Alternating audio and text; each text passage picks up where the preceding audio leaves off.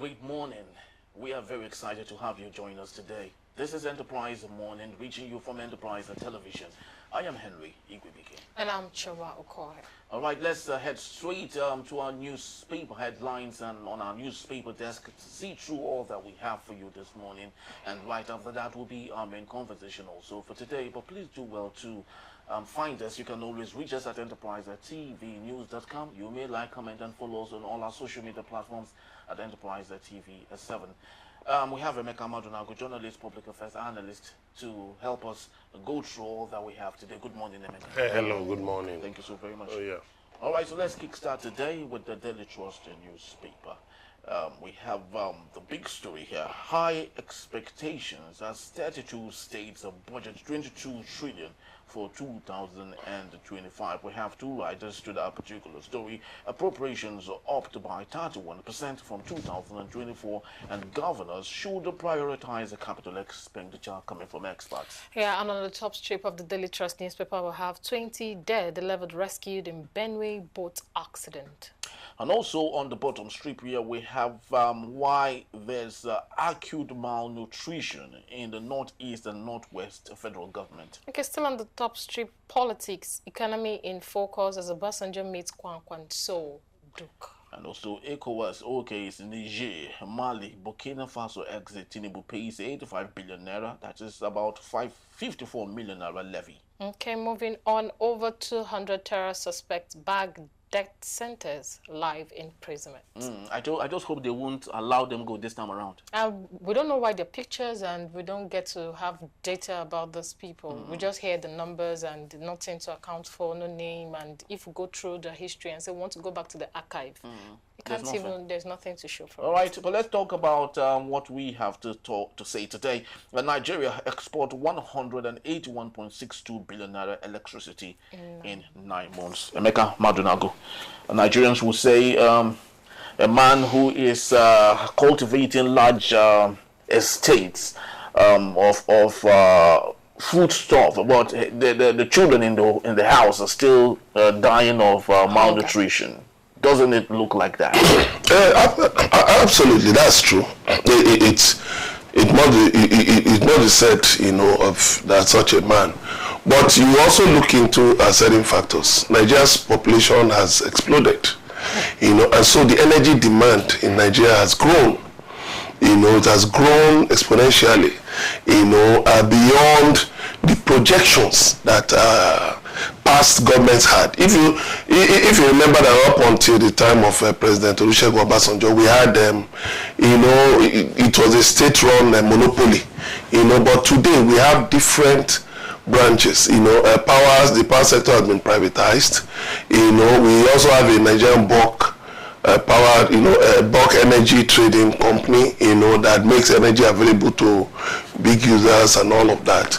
Then the Electricity Reform Act has been expanded to give states the leverage to generate and transmit.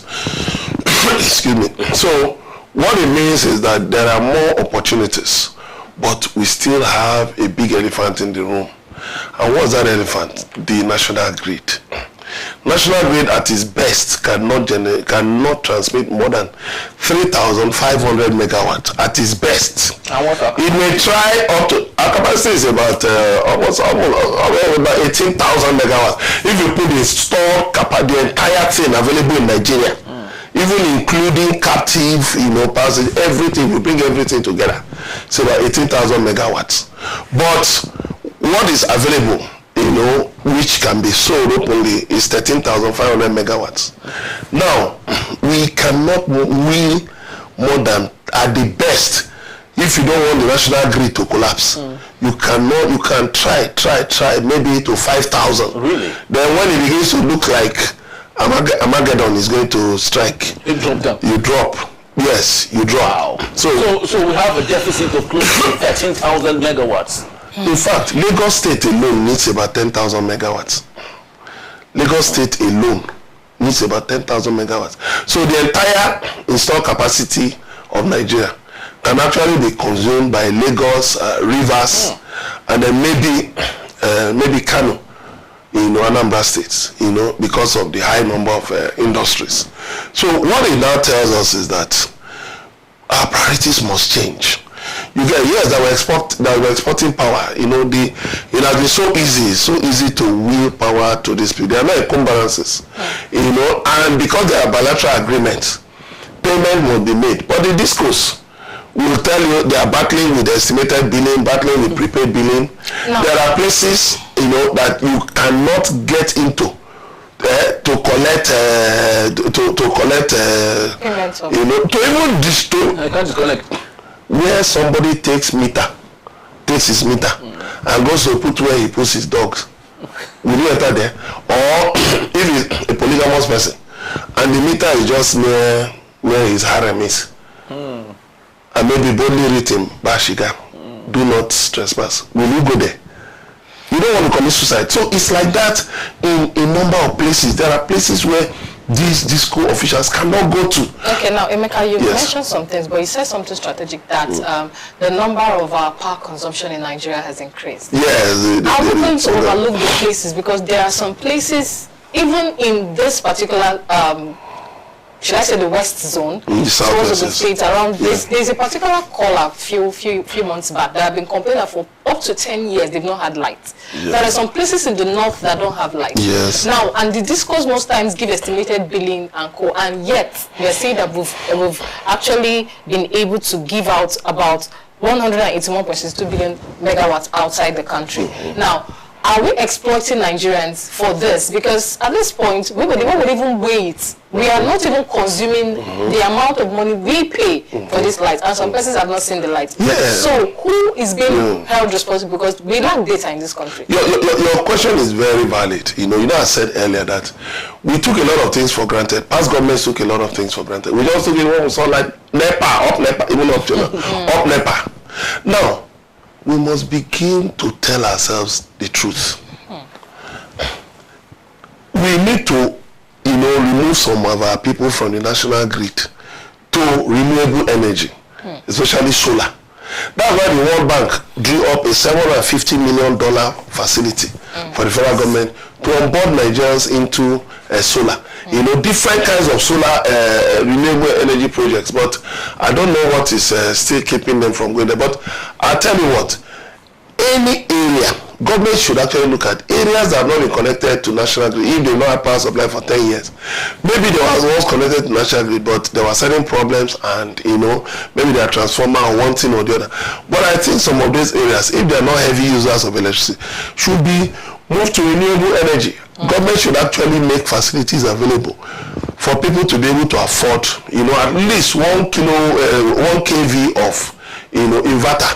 At least one battery. Right now, one battery is between 250, 350, and all of that. That's expensive for, the average salary earner in Nigeria. But if there is a way that government can say, okay, fine, maybe through the World Bank facility or one way or the other, we can say, okay, we will finance renewable energy acquisition, those there's something they're called, I've forgotten, I'm sorry. So now those home use apply, customers, then you can say, okay, we'll finance up to 500,000. You have some solar generators that are about 500,000, 350,000, so you now move them. So then you look at critical areas like Lagos, like Ogun State, where you have so many industries, like Anambra State, like Kano State, where you have many industries, like River State. You can make those places priorities for the industries. Then the residential consumers, try as much as possible to see how you can move those on the lower level of consumption to renewable energy. That way, it will be easier to manage. Then the national grid, I'm sorry, he has been saying this for many years, it should be sold. The federal government has no business holding on to the national grid. So we tell you national security. I said, I beg your pardon. National security, and people are sabotaging the national grid, knocking down transmission towers in different parts of the country. Bayelsa State has been in darkness now, going to 6 months. Half a year. Bayelsa State has been in darkness because some transmission towers were vandalized between Ahoda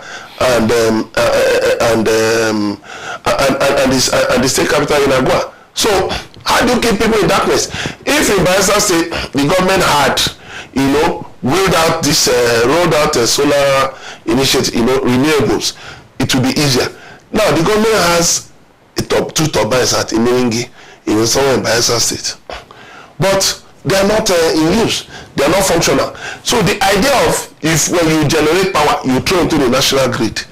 The only Genco/Disco in the country, and which is the only Genco that does not throw power into the national grid, is About Power.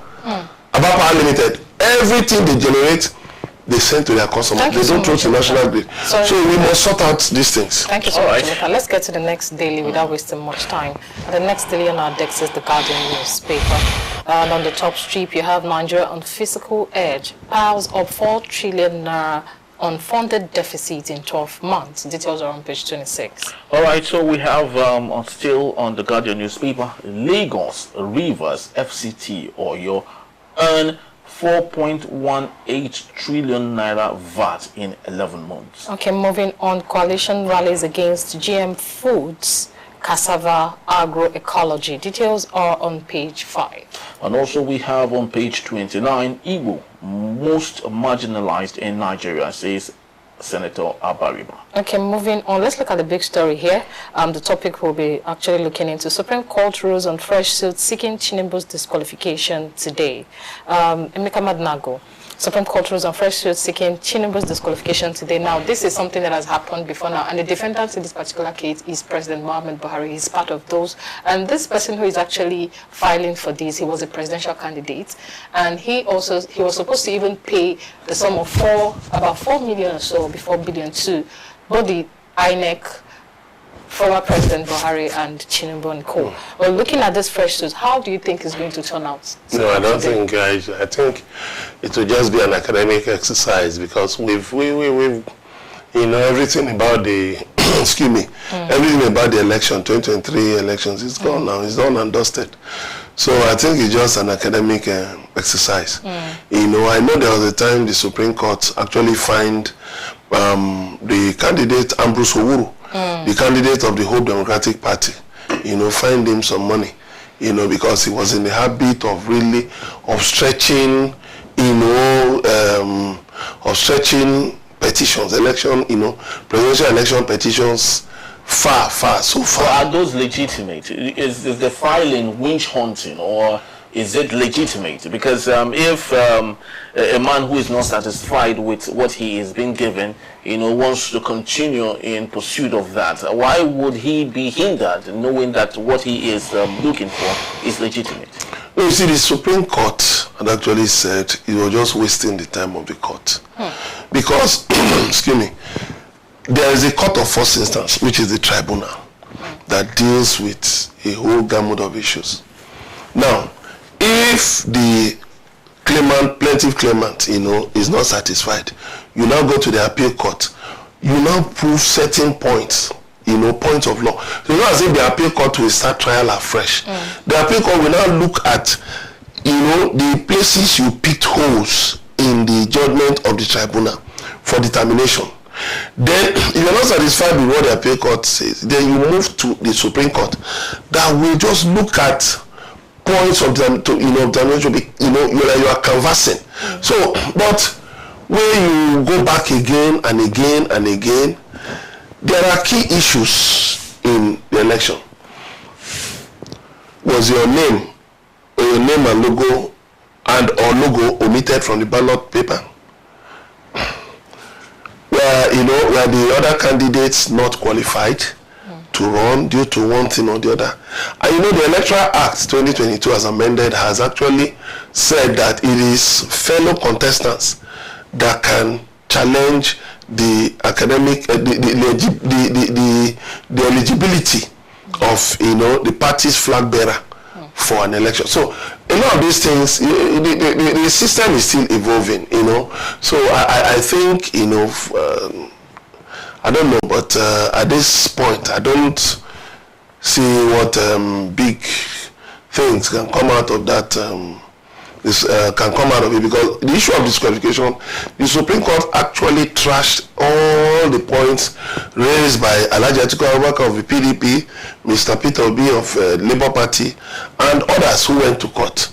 So I wonder what new thing, would warrant the disqualification. But Choma, what if there is a twist of... That's what I was thinking. I wanted to ask him. Assuming the same thought. Yeah, if there's a twist of events. And but when you look at the trajectory, if you look at the relief sought, if you look at the way, that's what I'm saying is a mere academic exercise. I don't see anything new. I don't see anything new in, this matter at the Supreme Court. All right. That is anything new that was not trashed out at, last year. But well, let's wait and see. All right, the Punch newspaper, that's our last daily for today. We have the big story: council autonomy, Algon, Nolge kicks as governors against 2 trillion local government allocations. Okay, moving on the top strip, you have Tinubu threatened by Obasanjo Kwakwanso Obi's 2027 talks. That is coming from APC. And also on page 28 of the Punch newspaper, APC opposition welcome planned PVC withdrawal. Okay, moving on, OPS fears small medium enterprise collapse as cash scarcity lingers. Details are on page 21.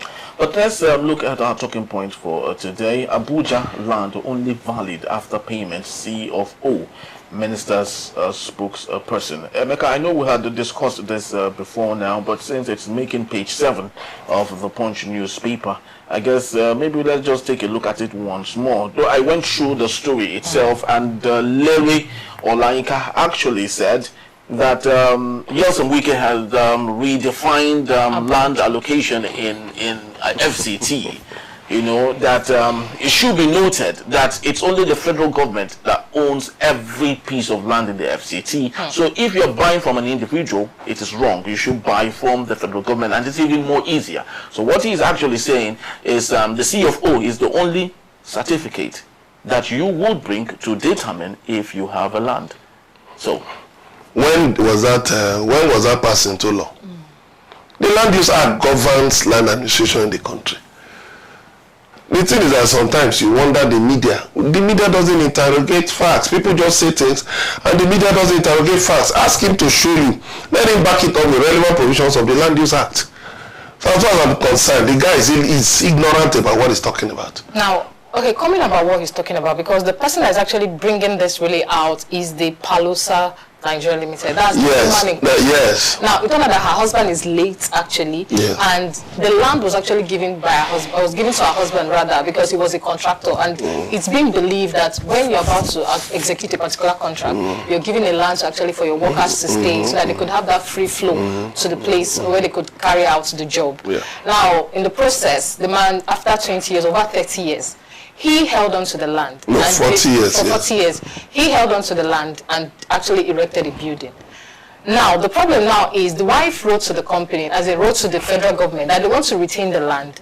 And they were told to pay about 36, 37 million, which after 20 months, they were not able to do anything.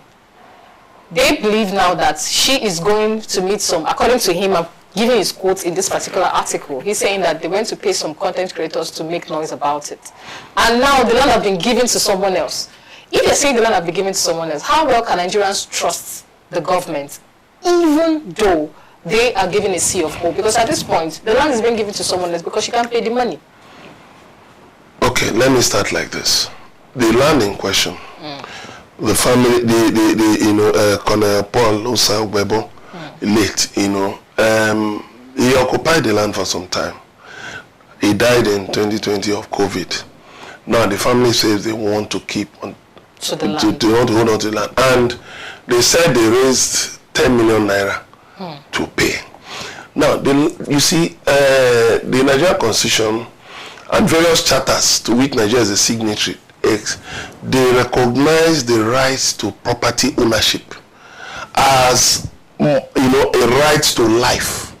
So when you deny a man or a woman the right to own property, it's like you're denying the person the right to life. So what he's saying, he's just speaking to the level of his own knowledge, not based on what the law says. The law says that, look, you can acquire land through different means. Acquiring land is like buying, you can buy land from somebody, from an individual, from a company. But there is what is called validation of title. That is what he's trying to, that's what is confusing. The journalist that spoke to him should have asked him, should have, actually gone to study the Land Use Act before going to allow this guy to just say things he doesn't know about. Now, talking about the validation of titles, in a country where over time, examples, people have been victims, where even though they have the validation of those titles, they are being oppressed because of those sitting on those positions, because that is what is playing out here. No, that was where I was going to. That's what is playing out. That was where I'm going to. Now, they said they raised 10 million. Right from the time, even before El-Rufai as Minister of FCT, that they were not granted. Now you have come in, and they said they are interested. You say, okay, you're going to pay some money. They say they have 10 million. They have a right to first refusal because they have been there. So good. You give them the option of staggered payment. It's not a matter of life and death. Now, it's not as if the land is going to disappear. You can give them, at least they have made good use of the land for 40 years. They should be commended. Well, one story said they were selling portions of the land and all of that, Now, the point is this, okay, if you say they were not qualified to pay for the land, how come the land was not reallocated to an associate of Minister of Wike, the Minister of Federal Capital Territory? How come that within just a short period, right of occupancy was issued, certificate of occupancy was issued within a short period? That's wonderful. In this very country, where for you to get right of occupancy, you sweat, because right of occupancy is for land, in agricultural areas or outside urban centers. So that's why they have to give a right of occupancy and then certificate of occupancy. Now, if you are saying that Leo Olaika should tell us whether in his hometown, whether he has a C of O in his hometown, or whether wherever he has any property he has a C of O. If he has a C of O, he should tell me how many people within that geographical location have C of O. Look, there are many properties with deed of assignment. Yes. There are properties with registered survey. Some don't have anything. Some just have a receipt of the landowners or family. That's all. Now, Emeka, if we were to look at the economic effects this will have in the real estate industry in Abuja, starting, for example, this would actually throw tantrums. A lot of investors, even those that wanted to buy, will be filled with fear. How do you see this playing out come 2025? I, for one, I'm an investor in that sector. And if you even dash me a house in FCT, whether in the remotest part of FCT, I will not take. If you give me land, I will not take. Because the policies are so incoherent. Each minister comes with a primary agenda to demolish and reallocate land. Every minister of that city. And yet, you have bad roads. The people in the rural areas, in the area metropolitan councils, they don't have pipe water. They don't have good schools. No security. And then what they're always interested in is demolishing, allocating land, demolishing, instead of first of all making improvement to the territory, bringing investors to upgrade facilities in the FCT, to upgrade utilities in the FCT. And I think honestly the National Assembly needs to look again at the laws establishing the FCT and all of them to stop this abuse of power. Because you cannot just say that if you don't have C of O, if you don't have this and that. C of O is a process. Getting C of O is a process. You first of all, you have to start. You have to produce the documents that gave you ownership of that property.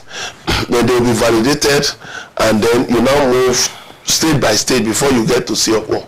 So let them just leave the poor woman alone.